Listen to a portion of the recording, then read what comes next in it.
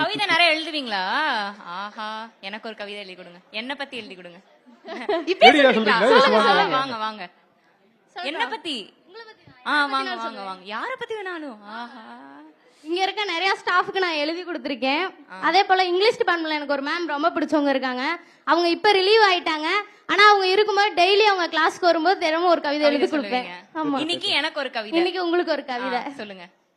நம்மளை பொறுத்தளவு இந்த பிரபஞ்சத்திலே எப்படி சொல்றேன்னா, வானம் மட்டும்தான் எப்பயுமே ஒரு விசித்திரமான மட்டும் ரகசியமான ஒரு விஷயம்.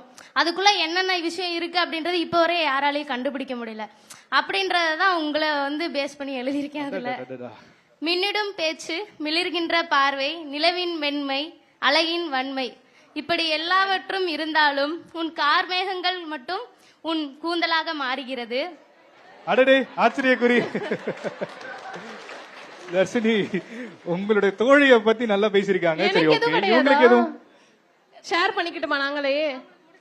ஓ, இன்னும் முடியலையா? லிஸ்ட் பெருசா? ஓகே ஓகே, இன்னும் முடிக்கல போல. கண்டினியூ. கூந்தல், பின்னர் இல்ல கடைசியா முடிச்சது கூந்தல். விண்வெளியில் 1000 விஷயங்கள் மறைந்திருக்கின்றது. அதே போல் உன்னிலமும் 1000 விஷயங்கள் மறைந்துள்ளது. மறைந்துள்ள அனைத்துமே அழகின் எல்லையாகத்தான் இருக்க வேண்டும். 10 நாளைக்கு தூங்காதேமா, சாப்பாடு சாப்பிடாத. என் வாழ்க்கையில இந்த மாதிரி எனக்கு யாரு கவிதை சொன்னதே கிடையாது. வருத்தம், எங்க 2 பேருக்கும் வருத்தம். எங்களை விட்டுட்டீங்க.